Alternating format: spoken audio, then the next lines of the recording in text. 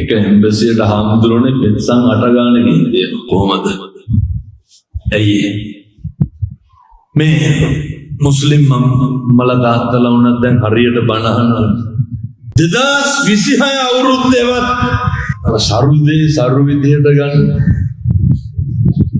නිසරු විදියට දකින්න පුරුදු වෙන්න. අපි දන්නවනේ මේක හොඳයි මේ දේ නරකයි කියලා. හොඳ නරකවත් 2026 අඳුර ගන්න පුරුදු වෙන්න. ඒ නිසා මම යෝජනා කරනවා මිනිස්සු තුල හොඳ නරක හදා ගන්නකොට මිනිස්සු හැසිරෙනකොට අපිට සිද්ධ වෙනවා සමහරක් වෙලාවට ඔය කම්පා වෙන්න. 2026 අවුරුද්දේ කම්පා වෙන එක නවත්තන්න. බුදුහාමුදුරෝ ඉගැන්වුවේ පුට්ටස්ස ලෝක ධම්මේ චිත්තං යස්සන කම්පති. ජීවිතේ අකම්පිතව ජීවත් වෙන්න.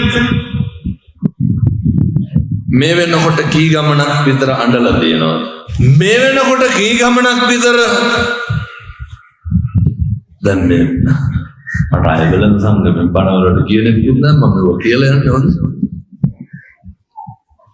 ඔය කඩවල වැඩ කරපු කී පාරක් දෙලවලා දෙනවා. හරියන්නේ නැත්නම් එලවලු නේ. එලවන්න නවතින්න කියනවා. දැන් බණහන ගමන් කල්පනා කරන්න ඕන හොඳ. ඒ කඩවල වල වැඩ කරන සේවකයෝ හින්දා කොච්චර කේන්ති ගිහිල්ලා තියෙනවද? යකු යන්නේ කඩවල් වල වැඩ කරන සේවකයෝ හින්දා ඔච්චර කලබල වෙලා තියෙනවා.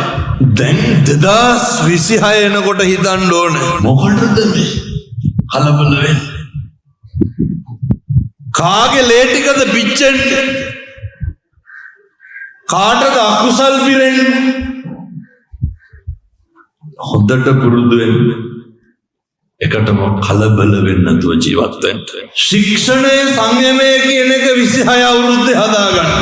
ඇත්තටම අපි කටක් කරලා කුණුහරුපයක් කිව්වනම් කිව්වේ අපි හින්දාද අනුන් හින්දාද?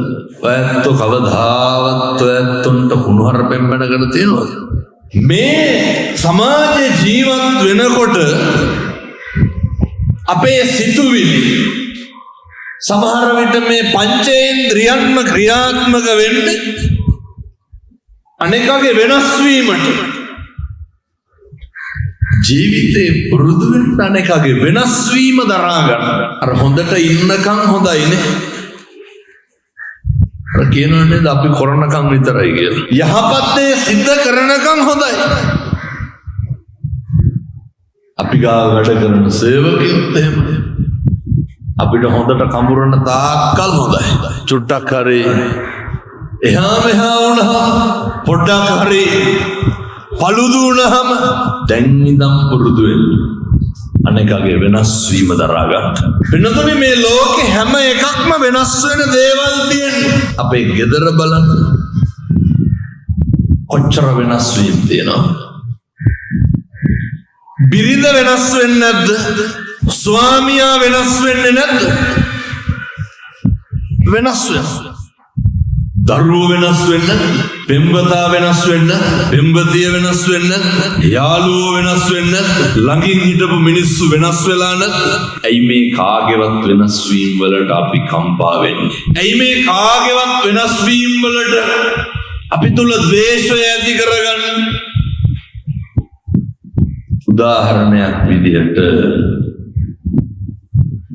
මේ පින්නතෝ කවදා හරි සැක කෙරුවා නම් සැක කෙරුවේ අපිවද අනුන්වද?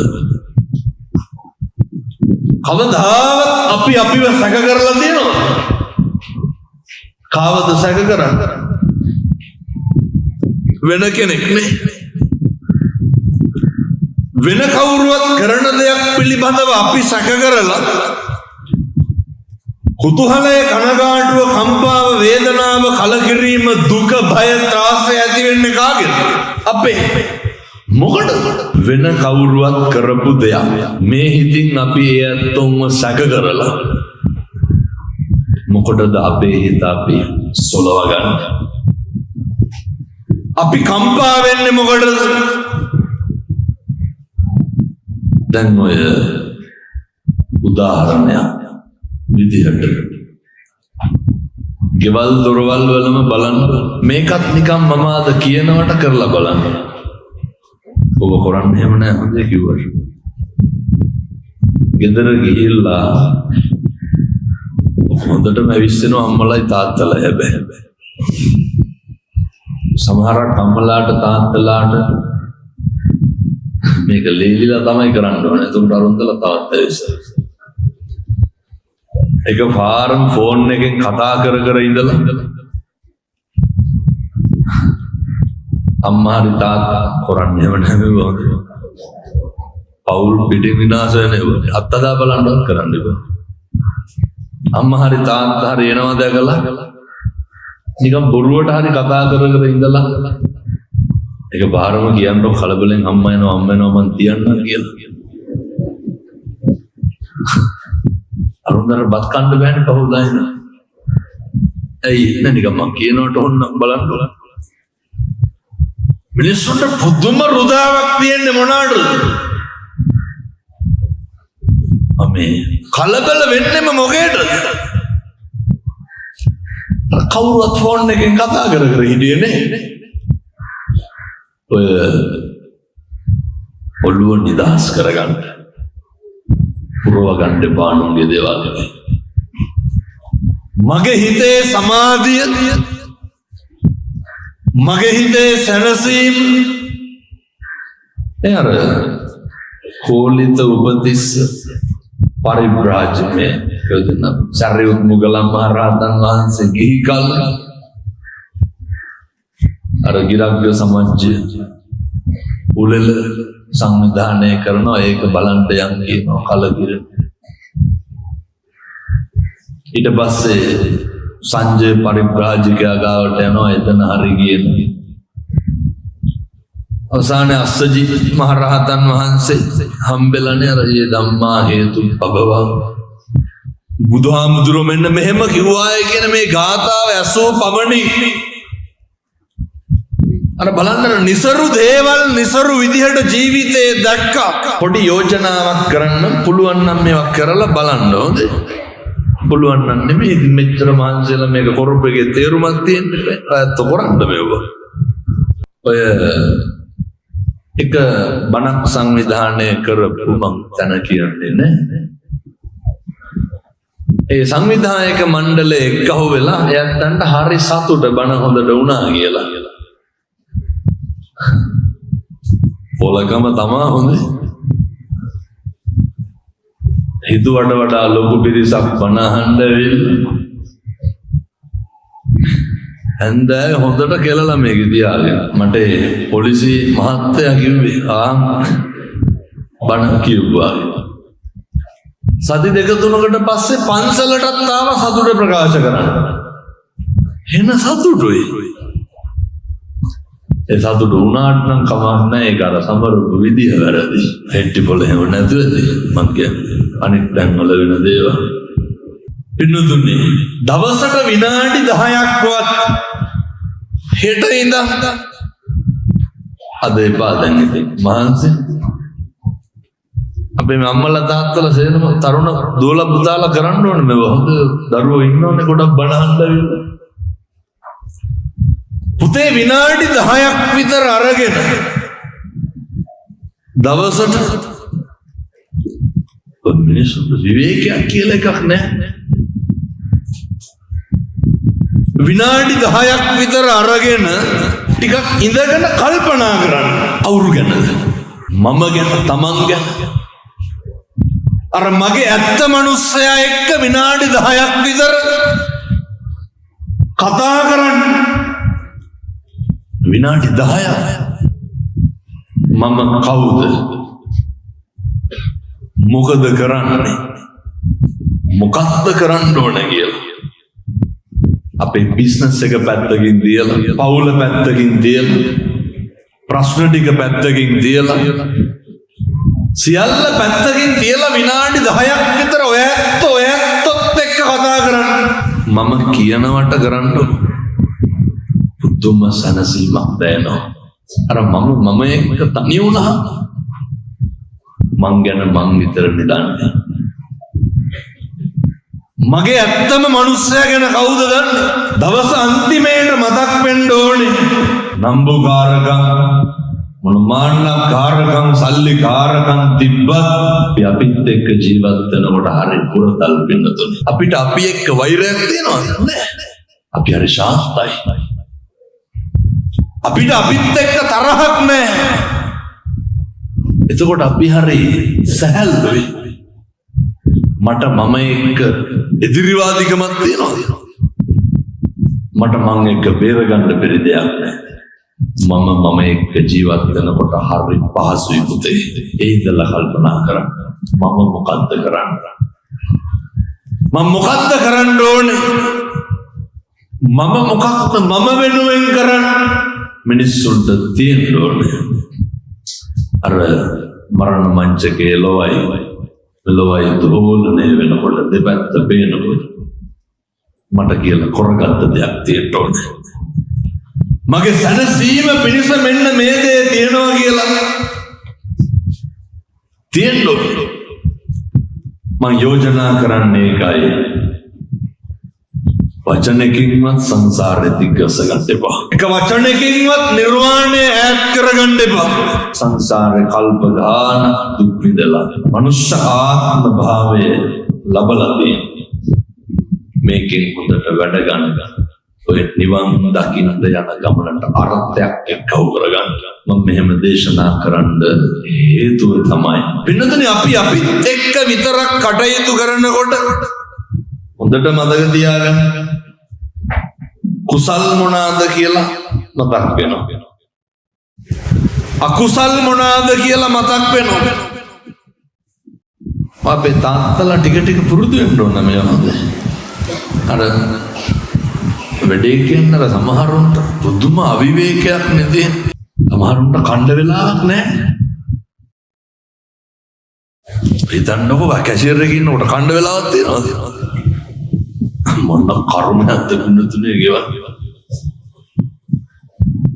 නිදා ගන්න වෙලාවක් තියෙනවද?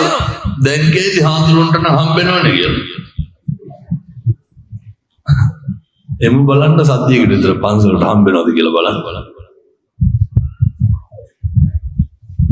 වැත්තන්ට විතර නෙමෙයි මට වල දන්න වෙලාවකුත් නිදා ගන්න වෙලාවකුත් දවසට පැය 15ක් විතර වාහනේ මාසෙට කිලෝමීටර් 13000ක් විතර වාහනේ. එතකොට දැන් අද මට එනකොට කුලියා පිටින් කියන ඔහොම කුලියා පිටින් එන්නලු. ඇයි පොලිස් ක්‍රීඩාංගනේ පිළිලාලු. මේ කිරලා කුලියා පිටින් බණ පැත්ත මෙතන බණ අහන්න එනකොටත් එතන සෙනග ඒකිරලා මම හැදුවද මැලේසියා යන්න ඕනේ. බණක් කියලා ආපහු දවස් දෙකකට පස්සේ ආයෙ එන්න ඕනේ. එතකොට ඒ අවිවේකීකම මොකේද? ජීවිතේ පින්නතුනේ අපි එක්ක ජීවත් වෙන්න ගන්න කියලා කියන්නේ අර පොඩි වෙලාවක් අරගෙන කැම ටික කන්න නිදා ගන්න නා ගන්න බිරිඳ එක්ක ඉන්න දරුවෝ එක්ක ඉන්න ගෙදර ඉන්න. ඔය සමහරු ඉන්නවනේ මේ පොලේ හින්දා හොඳයි. සමහරු ඉන්නවා කොච්චර සල්ලි තිබ්බත් පොලට යන්නේ පහෙන් පස්සේ. ඇයි? හොඳම බඩු තියෙනවනේ. තෝරන්න දෙයක් නැහැ. මුදලාල්ලා තෝරලා ටිකක් වලට දාලා තියෙන ගොඩවල් ගහලා දාගෙන එන්න තියෙන්නේ. මොන කරුණයක්ද ගෙවන්නේ. සමහරු ඉන්නවා ලොරි එනකම් කියලා නේ 12 එක වෙනකම් හැරලා ඉන්න එපා. අවුරුද්ද අවසානයේ වුණාම තවත් වැඩි. වෙනතුනේ තිබ්බට මදි කණ්ඩක් පින තියෙන්න ඕනේ. අරගෙන ඉන්න මෙට්ටේ ලස 4ක් විතර වෙනවා. ඕකේ පැය 5ක් බුද්ධිය ගත්ත කාලයක් මතකද මෑතේ විහාරේ. කොයි බුද්ධියට වෙලාවද? ඔයත්තු එහෙම නැතුව දෙහෙටි පොළ වෙලන් සංගන. මං කියන්නේ බොහෝ ඇත්තොන්ට ඕක තමයි වෙන්නේ. ඇත්තන්ගේ රියැක්ෂන් වලින් මට හිතෙන්නේ හෙට්ටි බොල වෙල සංගමේ තරම් වෙන කොහෙවත් එහෙම නැහැ කියලා. උරුදු අදින්න පුබ්බකට මොකද උනේ? වෙනතුනේ ඔය මට කුණ්ඩලිගේ තාත්තා හොඳ සල්ලිකාරයා. මැරිලා දවස් 7ක් ගිහිල්ලා මොකද උනේ? සල්ලි දෙන්න කෙනෙක් හිටියේ නේ අන්තිම රාජසන්ත කරත්ත වලින් බඩුව දෙනවා. රජුරු කියනවා අනේ අදින්න පුබ්බක කාලවත් මරනවා. මැරිලා දවස් 7ක් ගිහිල්ලා අදින්න පුබ්බගේ බඩුව දෙනවා. අදින්න පුබ්බකට ලැබෙන්නත් පරිභෝජන නොකරන්නත් හේතුව මොකක්ද? දුන්නට විතරක් මදි. දීලා හිත හදා ගන්නත් ඕන. දුන්නට විතරක් මදි.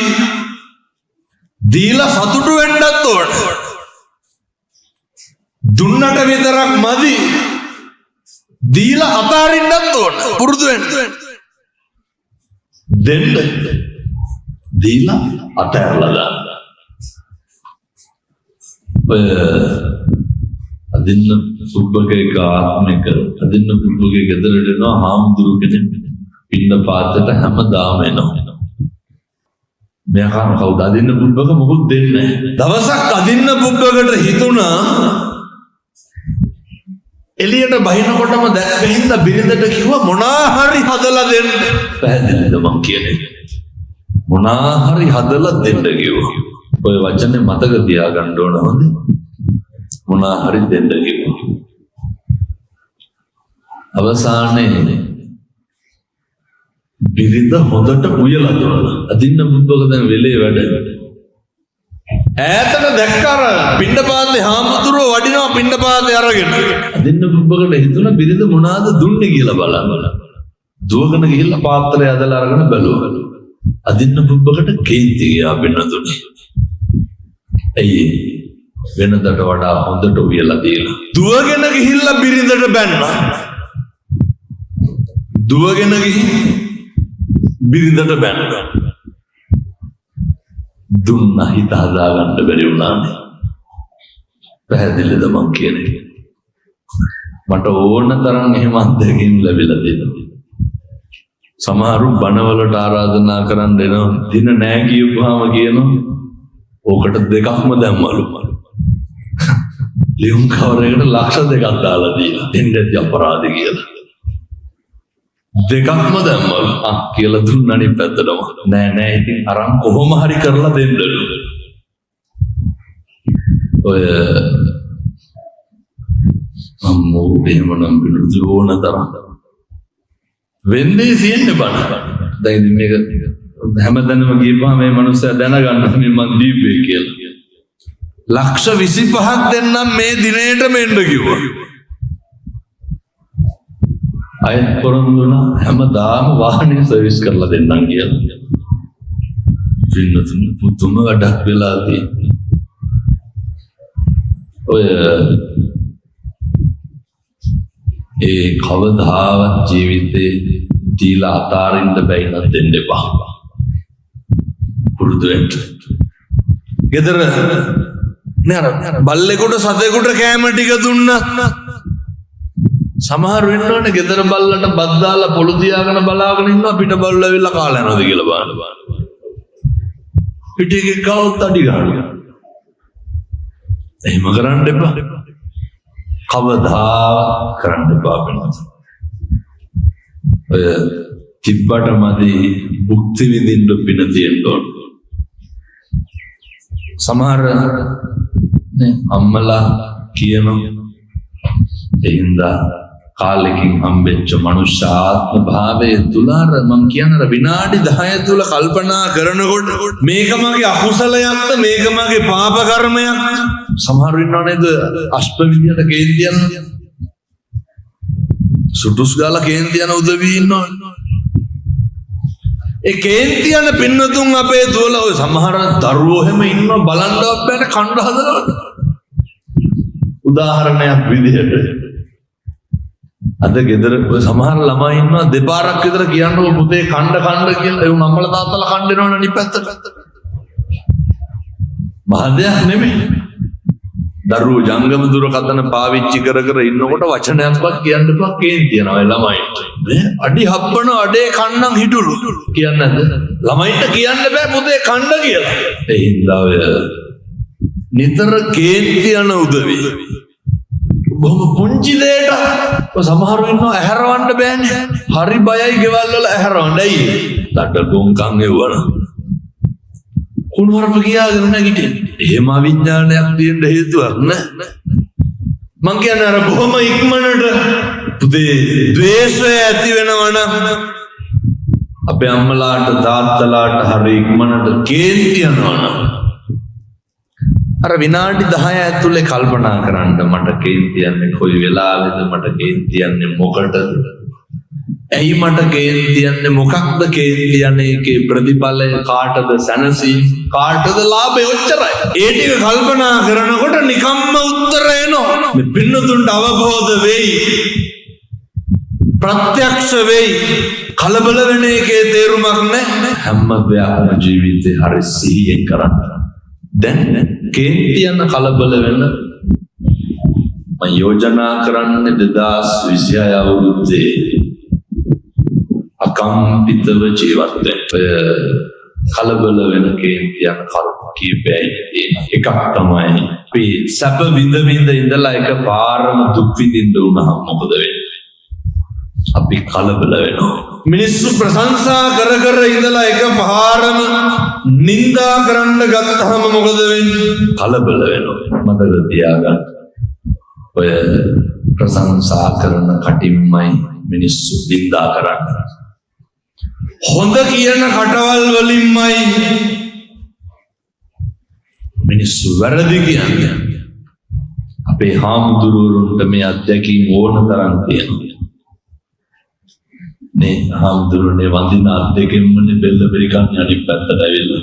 ජීවිතේ ඉන්නකොට අපිට අර කීර්තිය දරා ගන්න පුළුවන් අපකීර්තිය දරා ගන්න අමාරුයි. කලබල නම් වෙන්න එපා ඒ වෙලාවට. අර දන්නවන්නේ උඩින් ගියපු ඉබ්බ දෙන්නට වෙච්ච වැඩේ. කට වහගෙන ගියා නම් මොකද වෙන්නේ? ඌරුට අදත් ජීවත් වෙනවා නේද?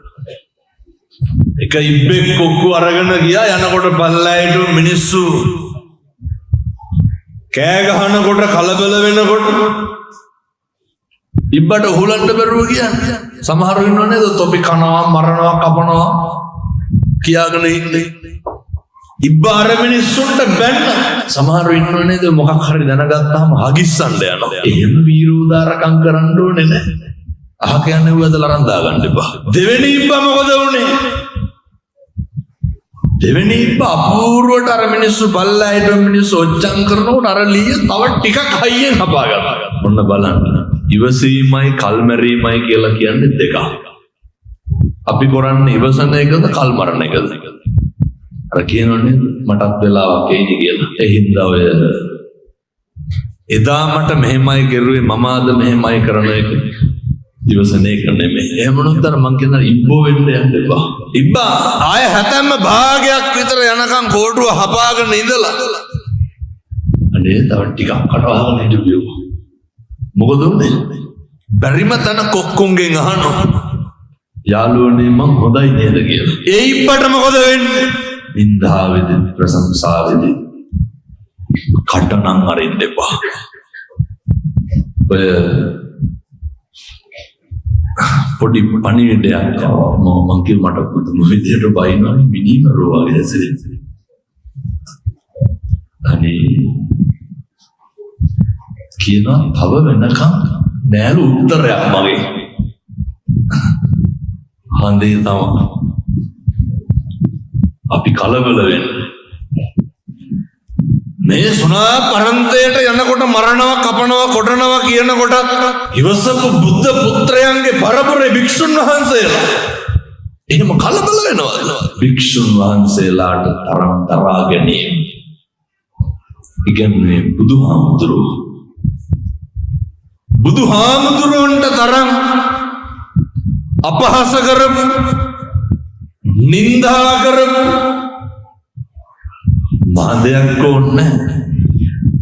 එනකොට සමහර බමුණෝ කියනවනේ ගෞතමයා එනකොට ඇල්ලතුරු ටිකක්වත් දෙන්න එපා කියලා. දුන්නොත් මරනවා කියනවා. මෙහෙම අපූර්වට රාජ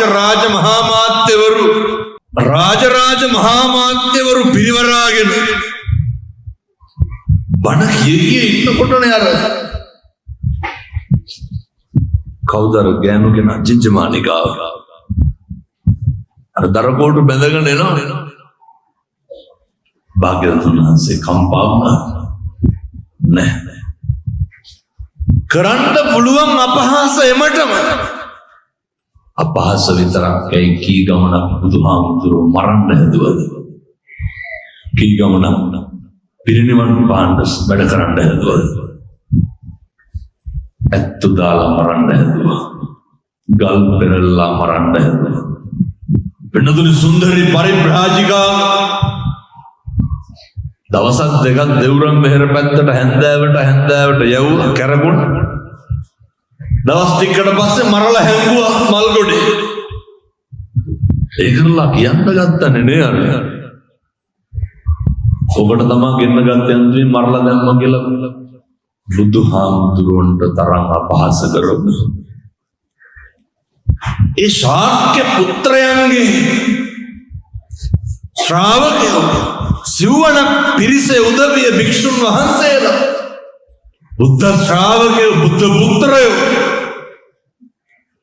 පින්නතුනේ ඒ ශරීර මුගලන් පරම්පරාවෙන් පැවතෙන මහා සංඝරත්නය කම්පා වෙන්නේ නැහැ. එහෙම ඔය කියලා කියනවා මොකක් හරි ඇවිස්සලා අපි කලබල වෙයි. ඔය මොකකින් හරි කමක් නැහැ හාමුදුරනේ බණ 10ක්වත් කැන්සල් වෙනවනේ. ඒ කියන්නේ මොකක් හරි වෙලා මුගේට ටිකක් පන්සලට වෙලා ඉන්නේ. වෙනදුනේ මගේ විදේශ ධර්ම දේශනා වලට එක එම්බසියට හාමුදුරනේ පෙත්සම් 8 ගානේ ගිහින් කොහමද? ඇයි මේ මුස්ලිම් මල දාත්තලා වුණත් දැන් හරියට බණ අහනවා. පෞගේ දවස්වල පල්ලි 17ක සභාපති ආවා. කුරුණෑගල මුස්ලිම් පල්ලි 17ක. අද කතෝලික තරුණයෙක් ආවා. උදේම පල්ලි ගිහින් ආමුතුරු බලන්නලු ආවේ. ධර්මයේ ආශ්චර්යනේ. මං කිව්වා අපේ මුස්ලිම් මම්මලාට තාත්තලාට ඕව නග ගන්න එපා මම මරයි කියලා. ඉමක් කොනක් නැතුව පස්සර ධර්මදේශනා විවරලා එනකොට මෞලවි පල්ලියේ සභාපති එළියට බහලා හරි සතුටින් කතා කරනවා. අපි අහන්නේ ඔයාගේ බණ. වෙනතනේ මේ බබලන්නේ ව්‍යාප්ත වෙන්නේ භාග්‍යවත් බුදුරජාණන් වහන්සේගේ ශාසනය අරහත් ධජය බබලෙන් තරුණ මහත්තුරු එක්කහු වෙන්නේ මොකේද? සම්දිට්ඨිකෝ සාදෘෂ්ටික ධර්මයේ ප්‍රතිඵල භුක්ති විඳින්න. එනිසා මං කියන්නේ තරවැත්තන්ට දරා ගන්න අමාරු නම් ඊට වඩා අමාරු භික්ෂුන් වහන්සේලාට දරාගෙන ජීවත් වෙන්න. කලබල වෙන්න එපා. ඒ මිනිස්සේ අපේ මොකට හරි 119 ගැහුවා කියලා අපිත් ගහන්න ඕනද? බලාගෙන ඉන්නවනේ මොකක් හරි වෙනකන් දැන් ඔය යුවනම් මං කැත ගන්නවා. අර පහුගේ ගාලේ දැන් වෙල් ගලලා වෙල් වලට වැලි ගහලා තියෙනවනේ. ඕක ඇද ගන්න දෙන්නේ මේ වෙලට ගහලා තියෙන වැලි ටික.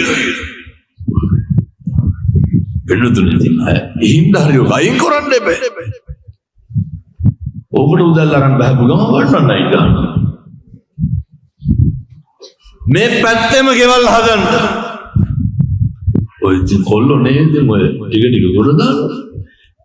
ඔබ ධම්මා කියලා රජ වෙන්නයි පින්නතුනේ. සමහරු ගෙවල් වලට වැලි ගේන්නේ රෑද දවල්ද? පාන්දර 3ට විතර නෙමෙයිද ගෙනල්ලා බාන්න. එච්චරටම වෛරයක් ඊර්ෂ්‍යාවක් නැති මිනිස්සු ගම්වල ඉන්නේ. සමහරු ඇහැරලා බලාගෙන ඉන්නවා. වැලි බාන්න බෑවනම් කෝල් කරුවා. 2026 නම් ඕක කරන්න එපා. පුරුදු වෙන්න. ගයක් හදන්නනේ ඔය තේක්ක කුඩක්වත් කපන්න බෑනේ. ඕම් මේක වනසනවා නම් කමක් නැහැ. අර රැත් තවාලක් නැතුව කොහෙන් හරි වැලි ටිකක් එක්කව කරලා වෙනදදී වැලි වලින් ගෙවල් හදන්නද මොනවාද හදන්නේ? මේ ගෙවල්නේ හදන්නේ, ඉන්නනේ හදන්නේ. මං කියන්නේ 2026 තව කෙනෙක් දියුණු වෙනකොට, තව කෙනෙක් නැගී ඉන්නකොට හිතවලට එන ඊර්ෂ්‍යාවවත් නවත්තන්න. මේ කියපු බණේ මොකවත්ම ගන්න බැරි නම් අනෙකගේ සැප සතුට දියුණුව වෙනුවෙන් සතුටු වෙන්න ආශිර්වාද කරන්නවත් පුරුදු වෙන්න. මම ප්‍රාර්ථනා කරනවා ඒ සඳහා අවශ්‍ය ධෛර්යය වෙනතුනේ මේ හදවතින්මයි දේශනා කරන්න. මුදිතාව වඩන්න. කිසි කෙනෙකුට ඊර්ෂ්‍යා කරන්න එපා. ඒ සඳහා අවශ්‍ය ධෛර්යය මේ අම්මලාට තාත්තලාට ලැබේවා සාදු කියලා ප්‍රාර්ථනා කරනවා. සම්බුද්ධ ශාසනයත් එක්ක කරන ගනුදෙනුව හරි අපූර්වට කරන්න.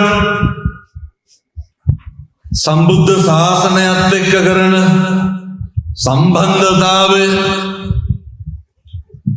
ඒවා හරි හොඳට පිළිවෙලට කරන්න. මේ හෙට්ටිපොළ පොළ භූමියේ පින්නතුම් බණ අහන්න ඇවිල්ලා ඉන්නවා දකින්නකොට මේක ගැන මේ ගෞරවය මේ සතුට වැඩිපුරම කාටද දෙන්නේ? අපේ මේ ප්‍රදේශයේ මහා සංඝ රත්නයට හේතුව මේ තරුණයෝ ටික දහම් පාසල කරගෙන පරිස්සම් කරේ කවුද? බණක් අහන්න හරි එන්න මිනිස්සේ කල්ලාගෙන හිටියේ කවුද? අපේ හාමුදුරුවෝ. දායක සභාව කරගෙන දහම් පාසල් කරගෙන බෝධි පූජාව තියාගෙන පින්කම් ටික තියාගෙන බුද්ධාලම්බන ප්‍රීතිය ඇති වෙන මිනිහට බුදු පිළිම හුරු කරගෙන පන්සල හුරු කරගෙන හිටියේ කවුද? දහසක් බාධක නැද අපේ හාමුදුරුවෝ. ඒ වුණාට ඒ නිසා මේ විදියට මේ පින්නතුන් රැකගෙන හිටියට ඔයයන්ට තේරෙන්නේ නැහැ. මේ මහා සංඝ රත්නය කරන කැපකිරීම ඔය කටතිබ්බ පල්ලියට කියවන්නේ එහෙම නෑ හොඳේ. හොයන්න නැතුව බලන්න නැතුව ඔය මිනිස්සු හරි කැමතිද බැරි වෙලාවත් හිතන්නකො භක්ති ගීත කණ්ඩායමට දරුවා දැම්මේ නැහැ කියලා ඉවරයි. දහම් පාසලේ තරගයට දරුවා දැම්මේ නැත්තම් ගුරුවරුන්ට බයිනවා හාමුදුරුවෝ එවුන්ට ඕනේ උළු දාගෙන තියෙන්නේ. ඒ හින්දා ශාසනික සම්බන්ධතාවය හරි අපූර්වට කරන්න. තරුණ මහත්තුරු සේරම මාසෙකට සැරයක් පුතේ පන්සලට යන්න. සංඝාවාස බුදුමැදුරු බෝ මලු මාසෙකට සැරයක් තරුණයෝ 30ක් එක්ක වුණොත් පැය දෙකයි අපේ පන්සල සම්බුද්ධ ශාසනය ආරක්ෂා වෙන්න නියාමනය කරන තැන හොඳට පන්සල නඩත්තු කරන්න. හාමුදුරුවෝ කතා කරුවත් එකයි නැතත් එකයි. ගිහිල්ලා පන්සල් මිදුල මිනිස්සු එනකොට මිනිස්සුන්ට හිත හැදෙන්න පැහැදෙන්න සම්බුද්ධ ශාසනය වෙනුවෙන් ශ්‍රමය දන් දෙන්න. ඊළඟට හරි කනගාටුදායක කාරණයක් තියෙනවා. හරි ඛේදවාචකයක් තියෙනවා. මම පොඩි යෝජනාවක් හෙට්ටි පොළට කරනවා මේක පුළුවන් නම් කරන්න හොඳයි. ඔය මේක තියෙනවනේ මොකක් හරි මේ හෙට්ටි පොළ යූත් කියලා සංවිධානය. සහ මේ බණ අහන්න ආපු සියලු දෙනා අපේ තාත්තලා අපේ තරුණයෝ මේ හෙට්ටි පොළ එකතු මත්ද්‍රව්‍යයක්වත් විකුණන්න දෙන්න එපා. කොල්ලොන්ට හොරෙන් මේකේ මොනවාද කරන්න පුළුවන්? කොල්ලෝ දන්නද මොකක්ද කියලාගෙන? තරුණයෝ දන්නවා. මේ ගම් වලින් පන්ති එන පොඩි පැටව පන්ති ඇවිල්ලා යනකොට මේ අර මත් වෙන්න බොන පෙති කාඩ් එක අරගෙන යන්නේ. අපේ තරුණයෝ දන්නේ නැද්ද අහවල විකුණන්නේ කියලා? මම මේ තඩි ගහන්න කියනවනේ විකුණන්නේ උඩ හොඳ. මම විකුණන උදවියට කියන්නේ එකම පෙත්තක්වත් හෙට්ටි පොළ හෙට ඉඳන් විකුණන්න එපා. ඕවා ඉතින් විකුණන්න එපා මේක. පෙළසන්නේ මේ දන්නේ නැද්ද විකුණන්නේ නැතුව ඇති. දෙන්න එපා. හෙට්ටි පොළ බේරගන්න. මේකට එක්කහුව වෙන්න මේක පරිස්සම් කරගන්න. අයිස් හැමතැනම නැද්ද? කවුද විකුණන්නේ? ඔය සේරම කුලප් වෙලා තියෙන මම මේවා කියනවා කියලා. අහන එක මට කියන්නේ හාමුදුරුවෝ ඕවා දැන් කියන්න එපා පරිස්සම් වෙන්න කියලා. අයිස් විකුණන මහත්තුරුන්ට මං කියන්නේ මේ තරුණයෝ පුදුම විදිහට මේක දැන් නවත්තනවා. ඒකයි රැල්ලට හරි කමක් නෑ නවත්තලා දාමු. සෙනසුරාදාට ඉරිදට කරගෙන බහුමුළු ගානේ බස් ස්ටෑන්ඩ් ගාන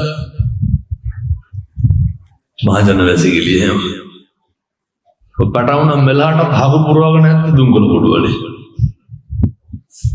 තුම වසංගතයක් වුණා නෙමෙයි. මේ පව් අපේ අසරණ අම්මගේ තාත්තගේ දරුවා. සම්බුද්ධ ශාසනය සුරක්ෂිත වෙන්න නම් පුතේ මම අපේ දරුවන්ට කියන්නේ කිසි කෙනෙකුට අහු වෙන්න එපා. කිසි කෙනෙකුගේ අතකොළු වෙන්න එපා. හැම කෙනෙක්ම පුතේ බලාගෙන ඉන්නේ අපි පාවිච්චි කරන්න. මං කියර විනාඩි 10ක් විතර දවසට අරගෙන කල්පනා කරන්න. මම මොකද කරන්නේ? මම මොකද්ද කරන්න ඕනේ? මම කවුද කියන එක. එක ඒවා දෙයි ගන්න එපා. රත්නපුරේ බණකට වැඩිය දැන් දවස් 3-4ක් විතර ඇද්ද. එනකොට එළියට ඇවිල්ලා කියනවා මම කවුද කියලා මෙහි පොලිසිය වලින් අහන්නලු. සුප්‍රසිද්ධ මත්කුඩු ව්‍යාපාරිකේ හාමුදුරුවන්ට පින් සිද්ධ වෙන නවත්තලා මාස 4යි කිව්වා. විකුණන්නේ නැහැ කියලා පොරොන්දුනා පින්නතුනේ. මේ ධර්මයේ ආශ්චර්යය. විකුණන සේරටම කියන්නේ හරි කරුණාවෙන් ඕනකමින් කියන්නේ ඕවා නවත්තලා දාන්න. මෙලෝ හසරක් දන්නේ නැති ගම්වල කොල්ලෝ අයිස් ගහලා පිස්සු ගැලිනවා. ගෑනු ළමයි පුරුදු වෙනවා. කොහෙද ආගමක් જાතියක් ඉතුරු වෙන්නේ? අයිස් ගහලා තරුණයෝ කුඩු ගහලා ගම්වල අම්මට තාත්තට වද දෙනවා. ඔය මොරටුවේ හරි වැල්ලවත්තේ හරි එක මහත්තයෙක් කියනවා මට නැවැත්තුවා. මම ඇයි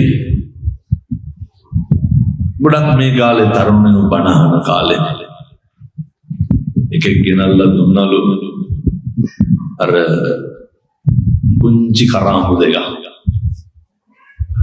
ගහලා හැවලු කාගේද කියලා. අර ගෙදර හිටපු චූටි දුවගේ කරාඹු දෙක ගලවගෙන ඇවිල්ලා තියෙනවා. ඔය මත්පෙත්ත ගේන්න දෙන සල්ලි ළමයි හම්බ කරලා නැහැ. තාත්තලා හුරු වෙලා ඉන්න සිගරට් එකක් බොනකොටත් හිතන්න බිත්තර ගෙඩි 3ක් විතරනේ නේ. මොකටද පුතේ හැමදාම හිතන්න අපි කවුද? මම මොකද්ද කරන්නේ? මම මොකද්ද කරන්න ඕනේ? මම කොහෙද කොතනද ඉන්නේ? ඒ නිසා සත්පුරුෂ දරුවන්ට කියන්නේ 2026 අවුරුද්දේ අධිෂ්ඨාන කරගන්න. යාළුවෝ රැලි පිටින් හිටියට බුරුතු පිටින් හිටියට මොකක් හරි වුණාම කවුද ඉන්නේ? කවුරුවත් නැහැ. අද ගෙදර යන්න මම හැමදාම දේශනා කරනවා වගේ පින්වත් දරුවෝ අපේ තාත්තලා හොඳට ගෙවල් වල බුද්ධ වත කරන්න. උදේ නැගිටින්න බුදුහාමුදුරුවන්ට පැන්වීදුරුව තියන්නේ. ඔය බොහෝ පිරිසක් මේකට උසුළු විසුළු කරලා දෙනවා. උසුළු විසුළු කරන උදවියටත් කියන්නේ උසුළු විසුළු කර කර හරි කමන්නේ මේක කරන්න එතකොට උත හරියනවා. උදේ නැගිටලා බුදුහාමුදුරුවන්ට දාන ටික තියන්නේ. හැන්දෑවේ කහට කෝප්පයක් බීම උගුරක් හරි කමන්නේ බීම් බෝතලයක් අරගෙන ගිහිල්ලානේ බුදුහාමුදුරුවන්ට තියන්නේ. පිං සිද්ධ වෙන්නේ නැද්ද? බුද්ධවත කරන මිනිස්සුන්ට වරදින්නේ නැහැ. බුද්ධවත කරන දරුවන්ට වරදින්න දෙන්නේ නැහැ. විශ්මිතයි ඉහාස්කම කොච්චරද කියනවා නම් එකදු අකුසලයක්වත් වෙන්න දෙන්නේ නැහැ. වචනකින්වත් ගෙවල් වල ආය මරපයක්වත් කියන එකක් නෑ.